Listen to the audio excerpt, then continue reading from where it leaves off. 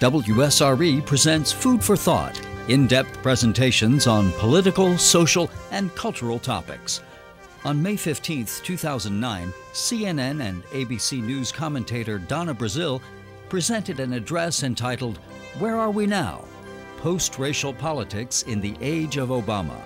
She spoke to the Panhandle Tiger Bay Club at New World Landing in downtown Pensacola. I'd like to ask you to give a warm Tiger Bay welcome to Miss Donna Brazile. Thank you, Tom.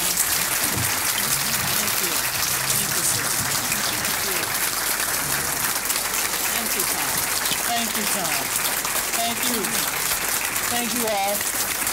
Thank you so much. And so John, you got your AARP card already too? You've had that for a number of years. Medicare. Are you lonely tonight?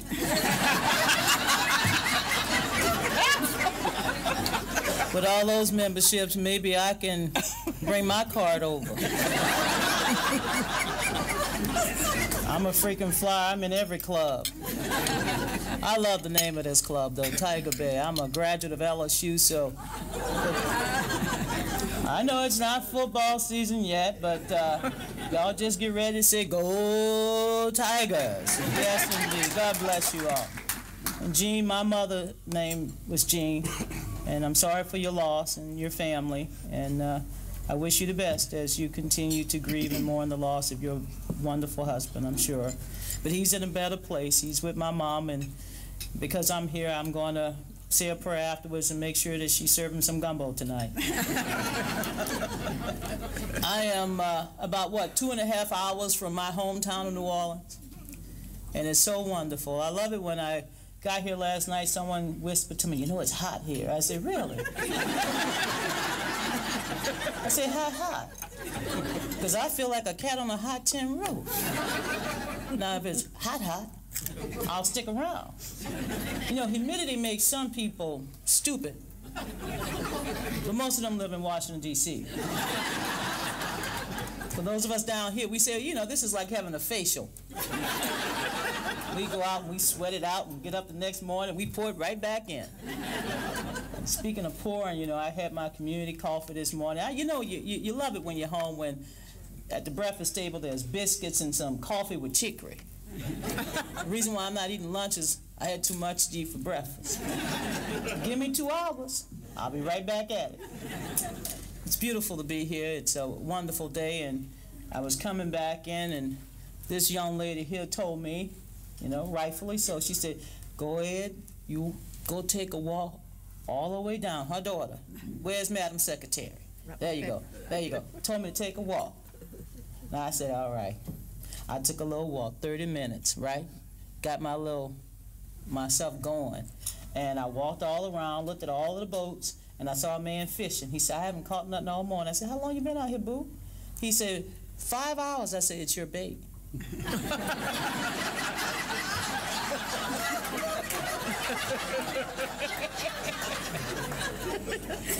I told him, I said, you know, when I was a little girl, I had a bait and tackle shop. Every man would stop by and get some of my stuff. They said, "What do you put on? What you put in your bait?" I said, "It's something that the fish want to bite." Oh, look like I might be retiring here. It's a great honor to be here, though, and it's wonderful to see so many of you. And, of course, I'm off today. I'm not on CNN today. I'm not on CNN tomorrow. I did my 3 hits this week. You know, we're required by contract to do at least 3 hits, and I did my 3, and I said, I'm done. I'm going to Pensacola. Like everybody go to Disneyland, I'm going to Pensacola. I started announcing in the newsroom, and then I had 2 people say, "That's where I vacation. That's where I did more advertising for Pensacola yesterday." Honestly, I wanted to be on Larry King last night, but he wanted a real Miss USA. Now, I thought that after you travel to 48 states, you can become Miss USA without the bikini. But he wanted one, and I said, "But look, there's nothing fake on me. Not my hair, my crown. I have that card, so, you know, I try to cover things up. I buy a clothes." But I know why he wanted Miss California. It's all right. Louisiana girls can do that too. I got on him last night for having Miss California on without having the real Miss USA. He'll be calling me back next week. Trust me. This is a big week in politics, as many of you know. Your governor has just announced that he's going to run for the United States Senate, and I'm going to just warn y'all right now. Every time a member of the Senate look in the mirror, they think that they can become president. So before you know it, Governor Chris is going to try to run for the presidency. So be careful, open your wallets right now, because he's on his way to the White House. He's going to try. Some of us may have to stop him. Well, I'm still a superdelegate. What's wrong with being a superdelegate? I was one all last year. Hillary wanted me to support her. She said, Donna, you're a woman, you have to back me. And Barack Obama came and said, you're young, you should back me, and you're black. And I said, good God, I got my women friends want me to go with Hillary, my black friends and my young friends want me to go with Obama. And I warned everybody, I said, you all keep it up. I'm getting old and grumpy. I could support John McCain. They left me alone after that. You betcha.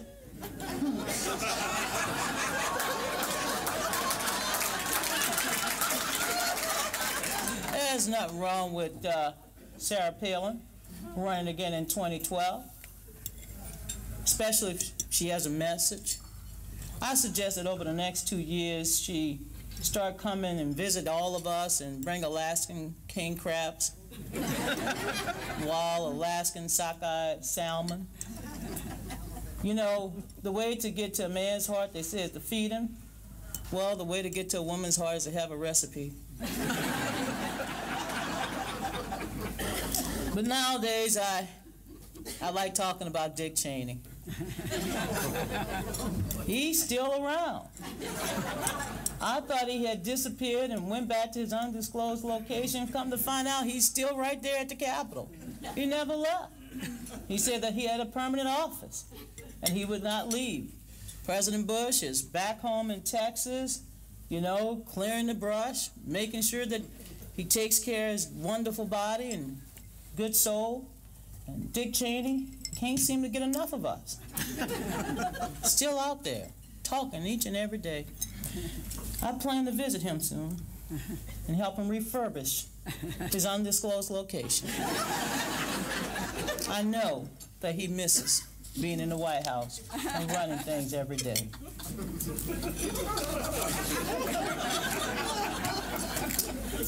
I'm looking forward soon, maybe Father's Day, but I've already put in a request to go on the Rush Limbaugh show. He hasn't invited me, so I'm trying to invite myself. I told him that I would remain silent for the first hour, let him talk and talk and talk and talk, and then the second hour, I would also remain silent.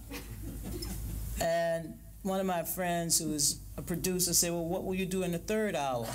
I said, by then, I would have overwhelmed him, he would have fainted, and I would take over his broadcast. I'm looking forward to that. You all have had some of my wonderful friends at this club, and Martin Kondracki, who will be here in September, is a colleague at Roll Call newspaper, and I'm looking forward, I'm sure, to hearing from some of you after he speaks, and make sure that he wears nice seersucker suit. He really thinks he's hip. I've been enjoying the first 116 days of President Obama's tenure in Washington. It has been a brief but interesting honeymoon. And the only thing that has been more interesting, of course, is to watch little Bo learn his way around the White House and figure out exactly where the bathroom is. It's been brief, of course, because we all know that the president came into office at a time of economic peril. The country still in a recession, high unemployment, high home foreclosures, the financial system in disrepair. And of course, the president understood immediately that he had to bring the country together, to reach out to the opposing team, and to try to put forth policies that will get this country moving in the right direction. It hasn't been smooth sailing, but 2 weeks ago on CNN, I gave the president high marks. High marks because I believe that he is trying to set the right tone, that his policy prescriptions, while not always popular, will provide this country with much needed relief, especially for those who have lost their jobs. 19,000 of our fellow citizens losing their jobs each and every day, 14,000 losing their health insurance, over 8,000 filing for bankruptcy across the country. So this is not a Democratic or Republican problem, it is a national problem. And I am proud of the work that he is attempting to do, and it's not easy being President of the United States, regardless of your party affiliation. And I know that because I've been a resident of Washington, D.C. now for over 25 years. 25 years, same house, different friends visit, same house. But it's not easy because we all know that on the other end of Pennsylvania Avenue, we have a Congress that could actually be removed from C-SPAN and put on the Comedy Central channel. Because I often look at them and wonder, what planet do they all live on? Our problems are unique, but the solutions should be drawn from the best and the brightest, especially when every corner of this country is facing the difficult decisions of whether or not they can lay off teachers or law enforcement officials. When they're faced with homeowners who are struggling to make ends meet with loans that they can no longer afford, how do we keep them in their homes? How do we keep them in their neighborhoods? How do we improve our schools so that our children can compete in the 21st century? What do we do about the environment? Do we all want to live in a country that have clean air and safe drinking water?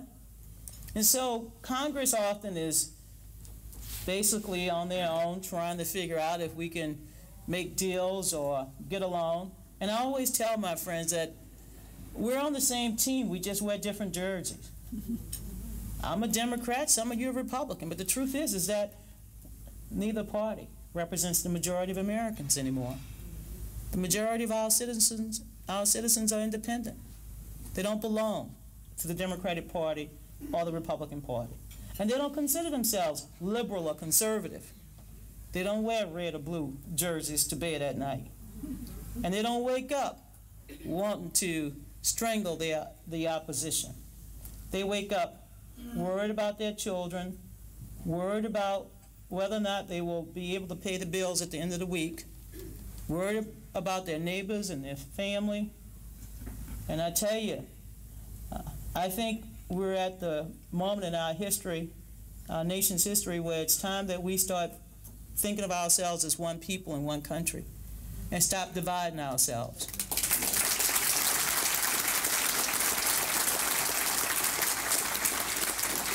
And I say this because it is so hard each and every day to be a partisan on TV. Of course I have personal views. Every Louisianian knows that we all have to disagree so that when we're sitting around late in the evening making cocktails, we can come up with good stories. But at the end of the day, my friends, we're one people.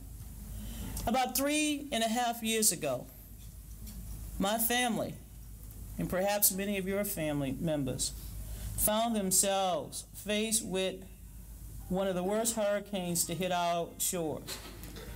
When Hurricane Katrina, don't worry, tell them you're with me, baby. Go ahead, put that, it's not a lie. Say I'm with Donna, the diva's here.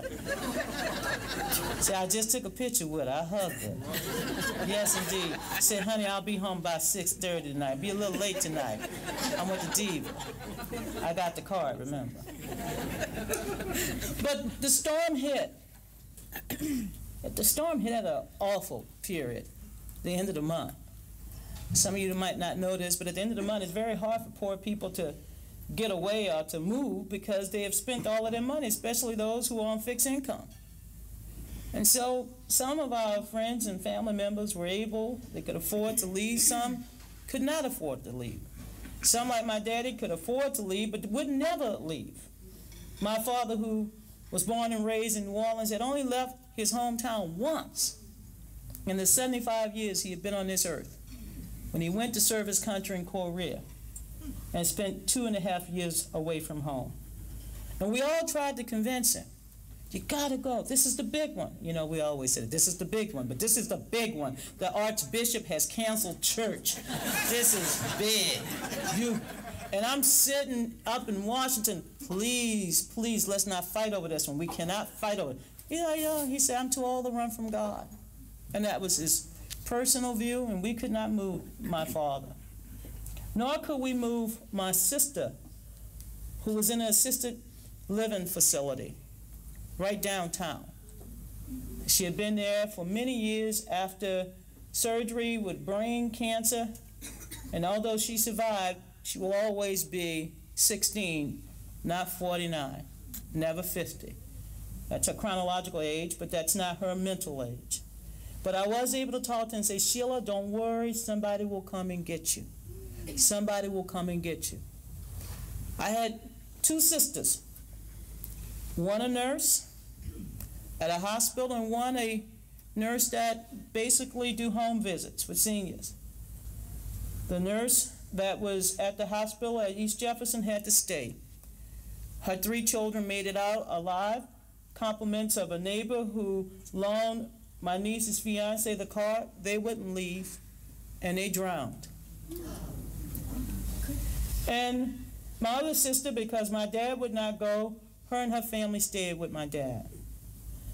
I'll tell you, my family, some of them had to wait up to 5 days to get out of the city. And they were rescued by ordinary Americans. Not somebody in a uniform, but by ordinary citizens who were fed up with seeing it on TV. And they had boats, and they went and got them out. That's how my dad made it. And when he got to the airport along with my sister, they took him to San Antonio. And it was decent people there at Kelly Air Force Base that took my father to a hotel and put him up until I was able to get him back home. My sister was rescued by the Louisiana Department of Wildlife and Fisheries because I went on CNN after 1 week and prayed and asked God to get her out of there. By the time she was rescued, there were only 4 people left in that facility who were alive. They had drowned and perished. And I tell you this because one of the big lessons I learned in Hurricane Katrina was that with all my politics, my political background,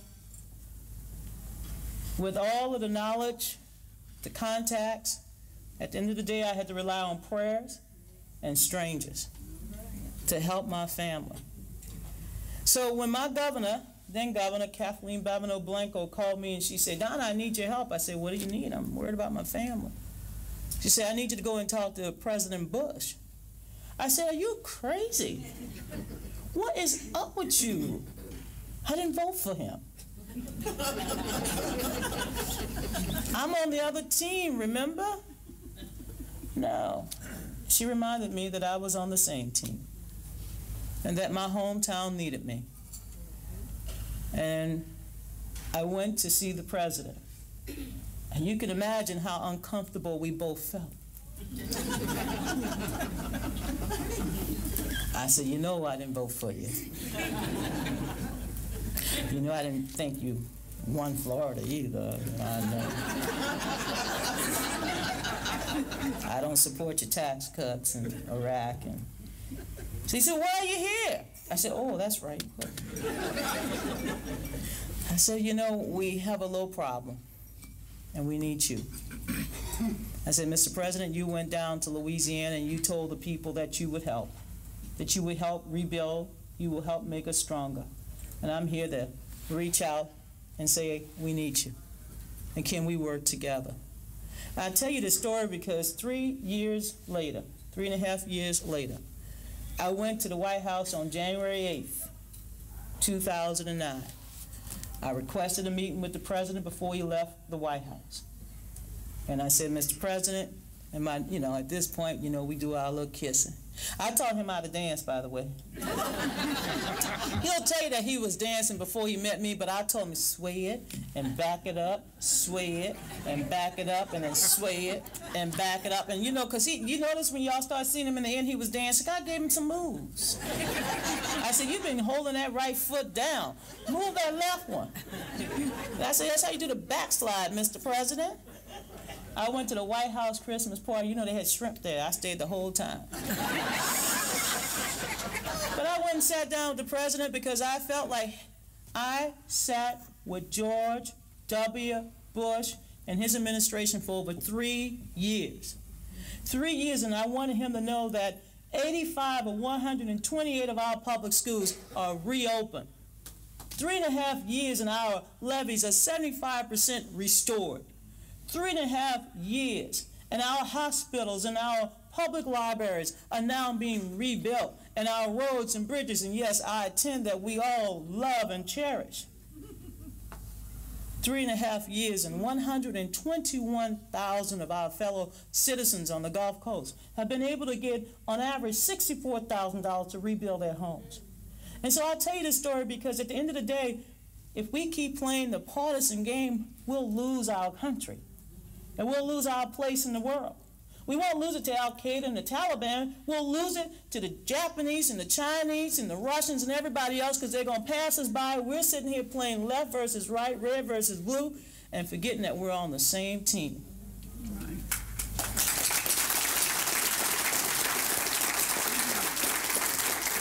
So this brings me, because I know Tom is the, Adriana's going to bring me to the airport, but Tom is watching the time. Notice the men want to watch the time, but the woman, she's going to take care of me, right? That's all right. But this brings me to my point today of being here as a Southerner, a proud Southerner. When I worked in the Dukakis campaign, I had 4 strikes against me. 4. And I used to say, wow. Being black and female, that's enough, right? Strike 1, strike 2. And then I was from the South. I was a 3rd strike. I said, wow. They think all of us Southerners are backwards. I said, what are y'all?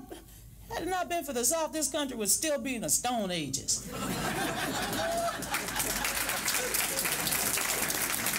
All the good literature, the arts, the blues, jazz, you name it, it was stirred up here. People have to come down south just to get their color. Do you ever hear them talking about going and sit on Lake Michigan, going golfing, out there in Washington State? No, they come here. They call them snowbirds for a reason. But I tell you this, my friends, because black and white has also been the major division, and when the Dukakis campaign gave me my 4th strike, I said, okay, good. I now know where I stand in this campaign. I went to a Southern University, a public, not Harvard, not Yale. I said, LSU is one of the best. Where have you been? I said, I could have went to University of Alabama, University of Georgia, Florida. All these are great schools, wonderful tradition. And yet, I had to deal with all of those strikes. But we keep striking each other out in this country for no reason. For no reason, we have struck out each other. And what we should have learned from this last election is that those days are behind us. That it's time that we let each other become who we are. God made us all different for a reason. God didn't want to be bored. I don't blame God. Or as I say, Lordy, because I'm always in prayer. He made us different for a reason. So that we could celebrate our diversity and to understand that we have more in common. You take me home right now and everybody on Monday is cooking red beans. It's Friday night, we all have fish. You can go to black household, white, Hispanic, anybody. You moved there last week, they're going to still start cooking red beans. We all stuff our peppers the same way. I know, I've been in the house with Cajuns and Creoles, and we sit there and say, how much onions did you put in your dish? Or just a cup, that's all? You know the difference between a Cajun and Creole. One of them want more seasoning. But we have really put too much stock in being different. Different in the sense that we have said it's negative. It's not, it's positive. And we have to learn how to become one team, one nation.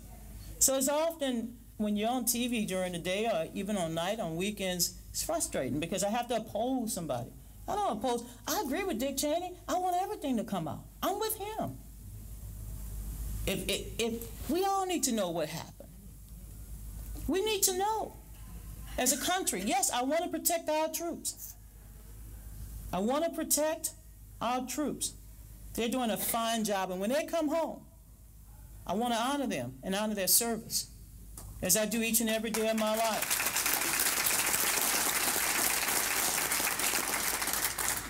But, you know, I often have to give the Democratic response, as if Democrats are always right and Republicans are always wrong. Sometimes I agree with the Republicans. You should see me on April 15th. I'm a Republican.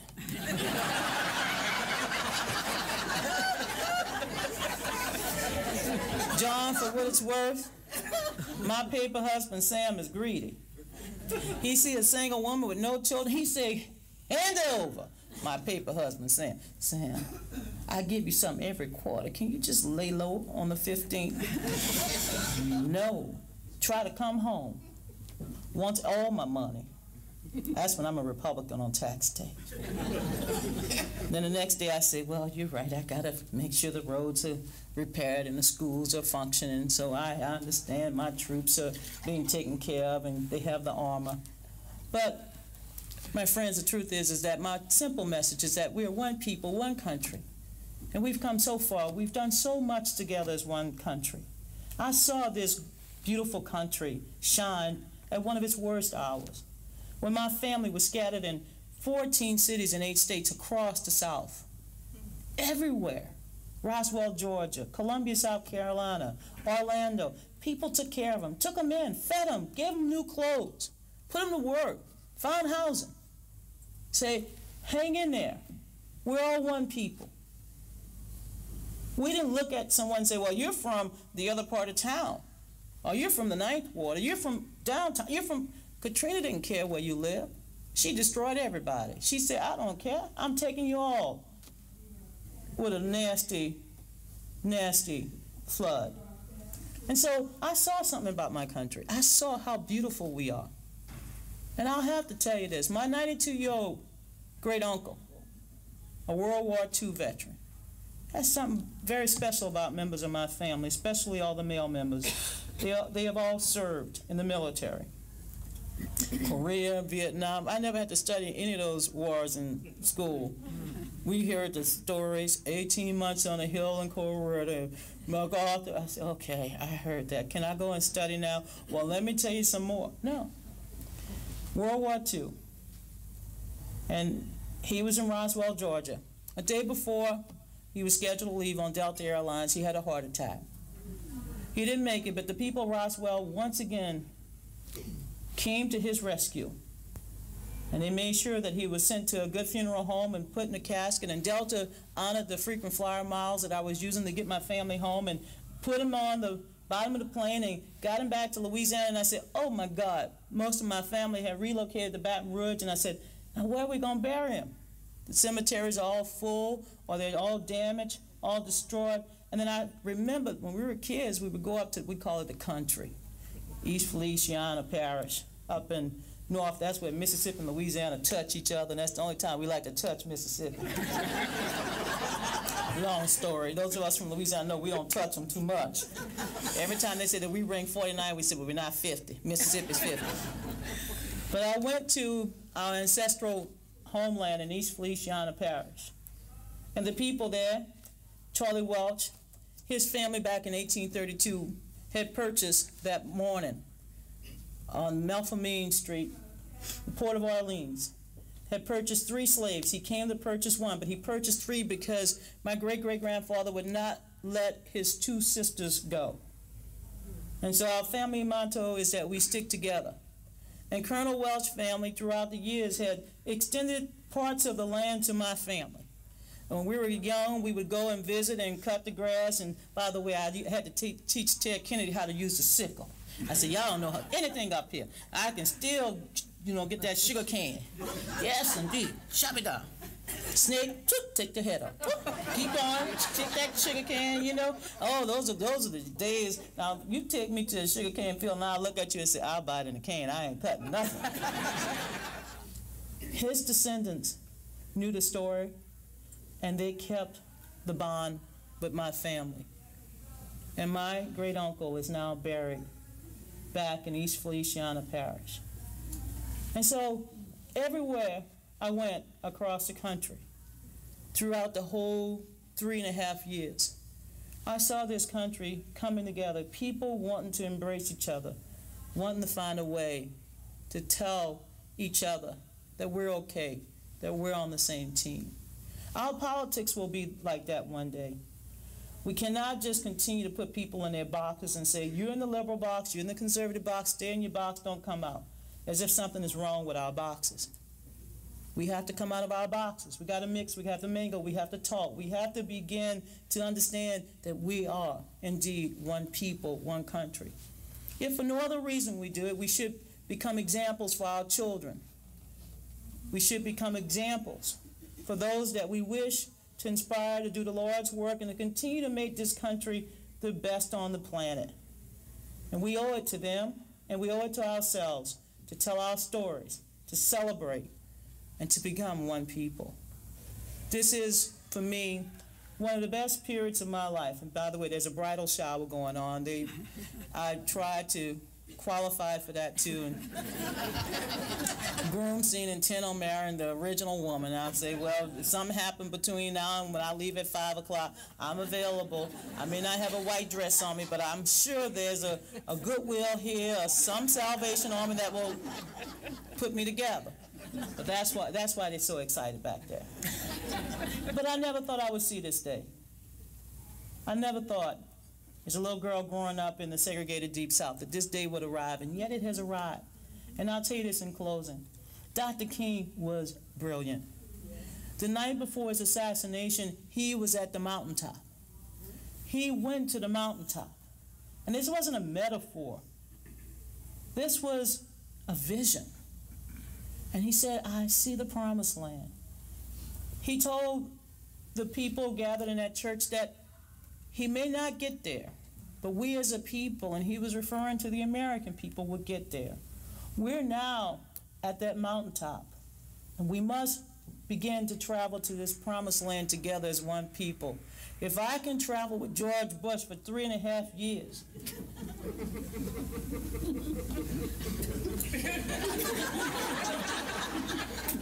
and want to sit down with Dick Cheney after I refurbish his undisclosed location, then I know people who disagree with President Obama's policies can at least sit down and have a cup of coffee and listen and talk to each other and learn from each other. This is what the mountaintop moment is all about. It's about us overcoming all of the odds and stop striking people out just because of these exterior qualities that really don't say anything about our hearts and what God has put into our souls. And I am so proud to be a Southerner, so proud to be an American, so proud to have been able, in the 49 years I've had on this planet, to have worked on every presidential campaign, to have put people in state houses, local houses, the House and the Senate. I'm so proud to have a dog in D.C. so I don't have to invite them over. You know, Harry Truman was right. You want a friend in D.C., get yourself a dog. I got me a small one. But he's all dog.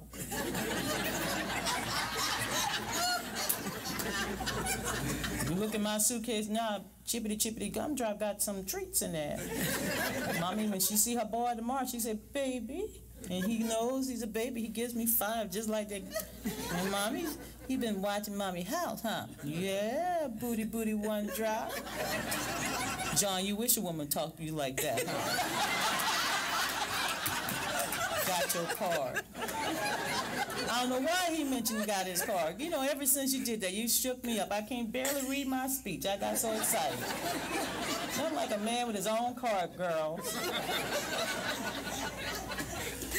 But all seriousness, I am very proud of the journey that we've all been on together as one country and one people. I'm always so proud to see our young people do so well, to stand up and know that they can read, they can write, they can compete, they can grow up, they can be successful. And each and every day of my life, I try to go out there to represent the best of this country and who we are and what we stand for. We are indeed blessed to live in the best country on the planet.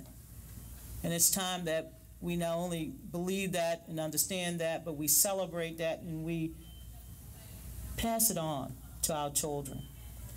And I know you all have questions and comments. If anyone wants to send me home with some recipes, and I'll take them as well. But I've spent enough of your time talking to you. Maybe it's time for you to ask me some questions, and I can spend some time afterwards hopefully taking some pictures with you so I can put it on the internet. You know, Al Gore invented this for a reason.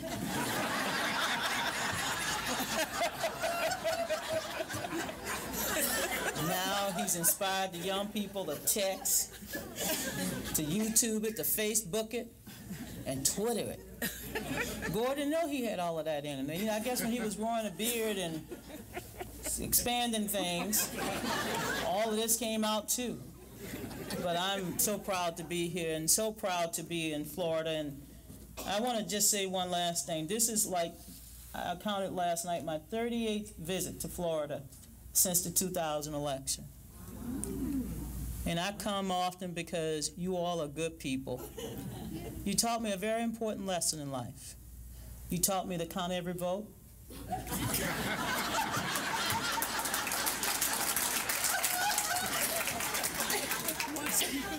You told me to never leave one voter behind at home, get all the votes out. You taught me about the pregnant Chad and the swinging Chad, and you taught me about the paper ballot, and I continue to learn from you. But I have to tell you in closing, you look good in blue, and I thank you for that as well. God bless you, and thank you. All right. Thank you all. Thank you. Thank you. Thank you. And you have some questions? And look at this. Tom's going to be the... Yeah, okay, go ahead. I got my own mic now. If you, there are pieces of paper on the table. If you have a question, please write it down, and we'll have folks who will bring them up to the head table. And let me just start with the first question. Do you predict a long-term Democratic rule in Washington? Oh, let's see, I'm 49. At my age, I would love to see Democrats hold power until what? When am I due for my card? 20 more years. 20 more years. No, look, I think the American people are wise beyond, you know, our imagination. They know what they want. We've seen 4 waves in the last 40 years. Of course, we saw the wave in 1980, the wave in 1994, and the wave in 2006 and 2008. And every time you see a wave in the electorate, it's because the American people want to make a fundamental change in policy and change in direction. You have to respect the fact that when the American people decide that they want to shift, they shift. And so this is not a season where I think the American people are going to make a wave next year. Now, I tell my friends on the Democratic side that you cannot, you know, overreach. You cannot take voters for granted. The American people really want 2 things. They want to change the tone in Washington, D.C. They want civility. They want people to get along. They are tired of the craziness. And they want people to actually get things done. I mean, we're talking about $3.6 trillion over the next 10 years. That's a budget that we must get things done. That's a lot of money for us to owe back to the Treasury and not have anything to show for it. And the other thing they want from the elected leaders is that they want them to stand up and step up when the issues are ripe for people to come together. They are tired of people taking every issue and exploiting it for their own political gain. So they're looking to Washington to try to get things done. I don't think Democrats will be in power beyond say, the next 10 to 12 years. And this is a wave election. And so you will see the country continue to move in the Democratic column, because I think what they saw in the Republican Party over the last 8 years was a party that was out of touch and a party that had lost its true value and principles. 4 years ago, 38% of the American people self-identified with the Republican Party. Today it was 21%. And there's a reason why the numbers are going down. Now, Democrats went from 35 to 38. We're still not at 40. We'll never get to 50. But the truth is that the American people want change. They want a new direction. And this next generation, this is 35 and under, they're the voters that are creating this change. And so if you're out of touch with them, you're really out of touch with the future. The last 6 election cycles, the Democrats have been able to capture first-time voters. In the last 3 election cycles, young voters. So in order for the Republicans to become competitive, they have to do a couple of things. One, they have to expand their base. Their base doesn't look like America. They have to expand. They have to recapture the ability to win in the middle and to bring diversity back to their party. And if they decide that they do not wish to have diversity, meaning moderate voices, liberal voices, the same, in the Democratic Party, I hate to tell y'all this, we have 45 blue dog Democrats. In order for Nancy Pelosi to get anything done, she must go to the blue dogs. They're the conservative Democrats. And so they are a very vocal part, but an effective part of the Democratic coalition. And we can't kick them out. We kick them out, the Democrats will not be in the majority. Be nice with me, Tom. Now, you know I can rub you. No. We have good questions here. Someone wants to know, can you speak to the meetings between Bush and Obama during the transition? It seemed more cordial than most thought possible.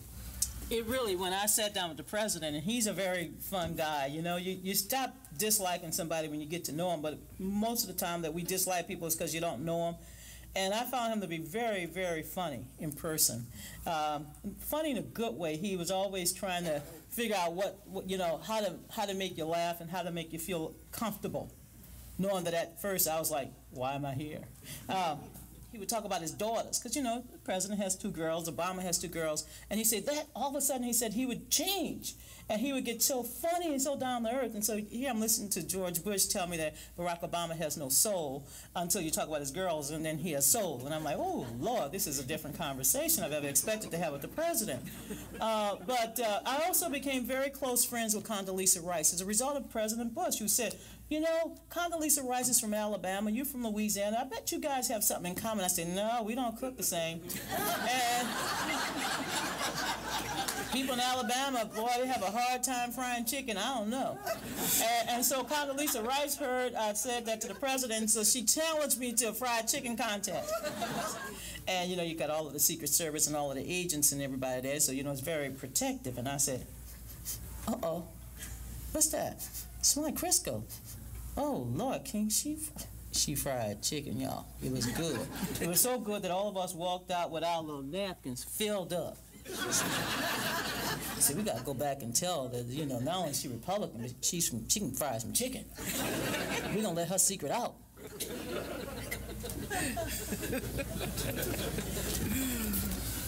I've got a question here that deals with the theme you've had today about the oneness in the country. And the person with the question wants to know, how can we break away from the partisan tradition and have folks who give an answer, I guess, in the national media that is more of a oneness type answer? You know, the problem with the partisanship is that it leads to short-term thinking. We're only dealing with the current news cycle. We're not dealing with long-term issues or long-term problems. And so it really forces us to just comment on the issues of the day as opposed to how do we project 9, 10, 12, perhaps even 2 years from now. And so that's the problem I have with the partisanship, is that we're focused on the next election, but we're not focused on, okay, look, no offense, but how many of us want good quality schools in our neighborhoods? That's everybody. How many of you want to make sure that we have roads and bridges that are, you know, strong and the foundation built right?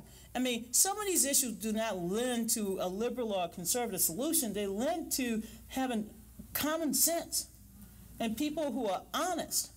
And so my worry is that we've gotten behind. Look, I don't like when I read that we're now number 18th in math, that this country has fallen so far behind in science that we're number 25. I mean, how are we going to compete in a global marketplace if we don't make anything, if we don't build anything, if we don't manufacture anything? And look, and I'll say this as an American, I have a college degree, I teach at a college, etc., but some of our kids are falling so far behind that we have to make sure that we have vocational and technical skills for them so that they can compete. And get a job, and so that we're not spending all of our money on social welfare programs, but rather on education programs that give kids the skills they need. Every child is different. I'm 1 of 9, and my parents, my mother, a maid, my father, Jana, put 8 out of 9 of their kids through college. They did it the old-fashioned way. They worked. They worked. We barely saw our parents, but I tell you one thing. I guarantee you, my parents were like your parents. They raised us with strong Christian values. And when the lights came on at night, we had to be inside. And when you got home every day, you had to do your homework. Couldn't turn that TV on till your homework was done. Every Sunday, church. Never had an excuse for church. God didn't have an excuse. He got you up this morning, right? Well, you get yourself up and go to church. And you say, thank God. We couldn't complain. My mother used to say, I make the rules in this house. If you don't follow the rules, you could leave. And I love the best one. She said, you break the law, you're going to jail. You break the 10 Commandments, you're going to hell. But if you don't follow my rules, you're going to a place that's more isolated than a jail and hotter than hell. Young lady, stand up. You have a pocketbook. You keep it closed. You keep your jewels in there. Don't you let no loose change in there. Young lady, you know boys and books. You can read all the books you want right now. You become book smart, and one day the boys will run after you. But you don't chase boys right now. You hear me? We follow her rules. We were scared of her. You know, when this old swine flu epidemic started, I went and got myself some cod liver oil.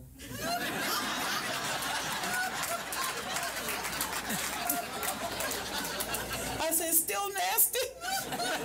And it kept us, we couldn't afford to get sick. It kept us well. Joe Biden said we can't travel. I'm like, I feel good. That's why, John, you can bring me home. You got that card. I'll give you a little cod liver oil. You won't have to use that card.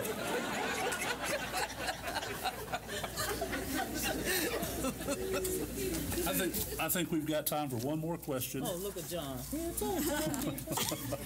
But she'll stay around afterwards if you have other questions. How do you propose to get those registered voters who didn't vote in the last election out for the next elections in 2010 and 2012? I hope that you all will help me. I hope you will tell them that we have a president who wants to make sure that we never leave any child behind, that we have a president who is working hard to improve our public schools, to reform them, a president who wants to save and create 4 million jobs. And you know, your vote is your voice in this democracy, to engage not just our elected leaders, but to engage each other. And so it's hard to go out there each and every election cycle and make promises to people that often politicians are afraid to keep. But I do believe, given this remarkable season of change and the fact that we have a new administration who is really reaching out, it's incumbent upon all of us to go out there and to energize and to educate and to bring this young generation, as well as others, into the political fold. We have the greatest democracy on the planet.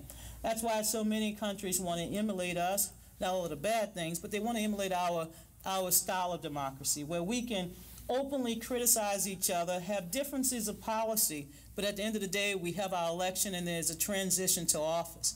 And I have to tell you, I was sitting there on the platform when President Obama was sworn in the first time as the 44th President of the United States. I had to say that because you don't have to get sworn in twice, but Justice Robert just forgot his glasses and he was nervous. You can imagine the pressure he was under. But it was such a beautiful day. You know, that entire day, as millions and millions of people came into the nation's capital, you know, everybody was one. It was a sea of humanity, people coming from all over the world to witness history and to be a part of it. And it really was a glorious day. So I hope that next year, in 535 days, I believe, until our next election, that we can convince the American people that it's important that we vote in our democracy. We don't always have to vote the same, but we need to participate and make our democracy, our electoral democracy, the best in the world. I want to just close and tell you something that, you know, when I was a little girl, my grandmother, who primarily raised us because my parents were working so much, Grandma was from Mississippi, so, you know, Frances Brazile was from Mississippi. My grandfather on my father's side was from North Carolina. But she didn't have a formal education, but somehow or another someone taught her how to read the Bible, and so she would always give a scripture every night. And one of the things I like to tell people, whether I'm in a liberal audience or a conservative audience, it doesn't really matter, but I say it because my grandmother drilled it into us each and every night when she would call us into her bedroom in the order of our birth: Cheryl, Sheila, Donna, Tater, Chet, Lisa, Demetri, Kevin, Ziola. And she would make us get on our knees and pray, and we did for our parents and for ourselves, our country, and others. And Grandma would always say, okay, now here's the scripture: do not grow weary in doing good, for in due season you'll reap a harvest if you don't give up. And you can imagine an 80-year-old woman telling her young grandchildren this scripture each and every night was to really instill in us the faith and the respect and the love for us to continue to do good work. And she said that we would reap a harvest. And I just want to thank you today because this is part of my harvest. God bless you. Thank you. Food for Thought concludes with a portion of the remarks delivered by Hilary O. Shelton when he addressed the Pensacola branch of the NAACP at the Freedom Fund banquet on August 4th, 2007.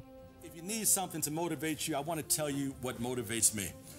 I grew up in St. Louis, Missouri, at a time when the north side of the city where I grew up in, if you lived on the north side, you were about 95% more likely to be African American. And if you lived on the south side, you're about 95% more likely to be white. We didn't have a railroad track that divided North St. Louis from South St. Louis. We had Highway 40. And very well, if you were on the wrong side of Highway 40 at the wrong time of day, they'd call you out, if you know what I mean. So very well, I went to a high school that was predominantly African American, and my best friend there was a brother named Ronald Jones. Ronald Jones and I grew up together. We played in the park together. We went to school together. We competed over everything. We competed over who got the highest grades, who got into the advanced placement courses. I went off to Howard University, and he went off to Morehouse College. Lord have mercy. But every summer, we would come home, and we'd play the dozens again. We'd talk about grades. We'd show our report cards. We'd talk about our conquests. You know, our brothers talk stuff and whatnot, all that kind of thing. But I noticed that the summer we came back after our sophomore year, something was different about Ronald. He was walking taller. His feet didn't seem to touch the ground when he strolled into the room. His chest was out. There was a sparkle in his eye. Something had happened to Ronald Jones. And indeed, after we finished playing the dozens for a while, we got around to what had happened. Though Ronald was very academically fabulous, he had a lot lacking in the social graces department, if you know what I mean.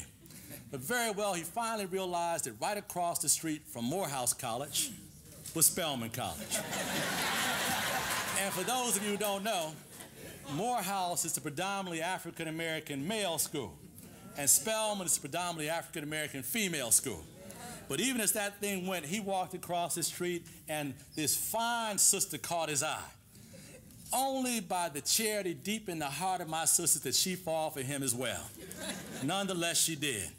They fell in love, and they started making commitments and promises of marriage and so forth, and it all went very well. They worked very hard together. They did what we want our children to do.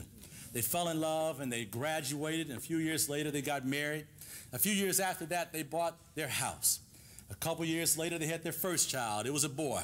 Thank God that boy looked like his mama. After that, another child was born. It was a boy too, and he was beautiful as well.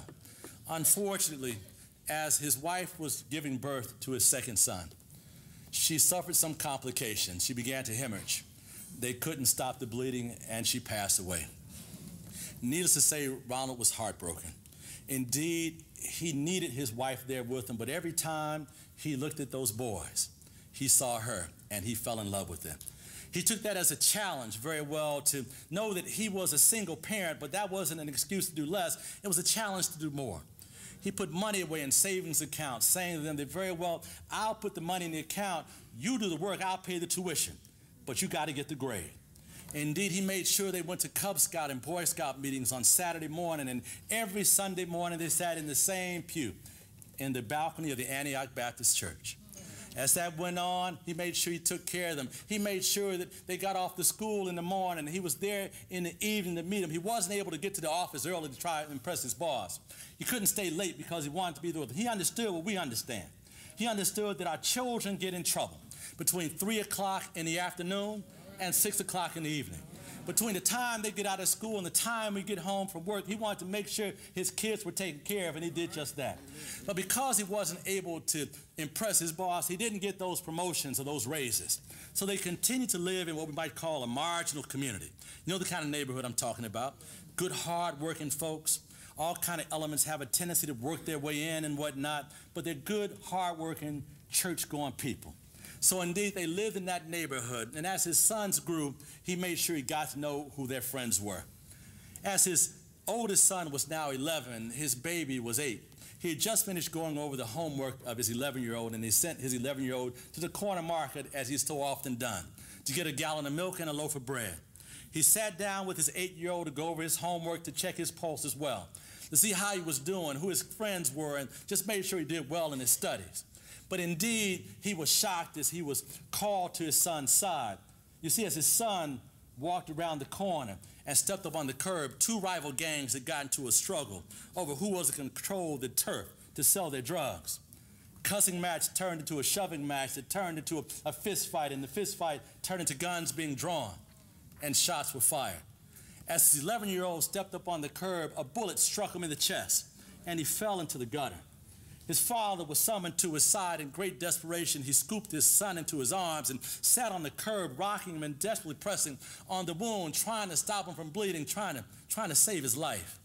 Indeed, he began praying to God, to his deceased wife, don't take him now. I worked so hard to make sure they have everything they need. They're good boys. They're indeed going to make somebody a good husband. They're going to be good contributing members to our society. Don't take him now. Leave him with me. But he could feel his son becoming more limp in his arms. His tears began to pour down his cheeks. He could hear in the background the sirens swirling and cars coming to a screeching stop. Bright lights of TV cameras were turned on. A microphone was placed in his face, and the question was asked, sir, what is it that you did wrong? That your son lay dying here on the street, just another victim of America's war on drugs? What is it that you did wrong? That your son is now going to die? Indeed, Ronald couldn't believe someone would ask him a question like that. He started thinking in the back of his mind, rolling through all that he had done to make sure his kids had what they needed, to make sure that they were good kids and well-mannered and smart and all that. He couldn't think of anything. He said, as he choked back the tears, he said, I didn't do anything wrong. I worked hard to make sure my kids had everything they needed. I made sure that they were good children. I did nothing wrong. And the reporter then recanted, sir, are you saying then that if you had it all to do over again, you have done nothing different? He swallowed his tears once again. He cleared his throat and he said, I'm not saying that. I'm saying that if I had it to do all over again, I would have done for the boy who pulled the trigger what I did for my sons.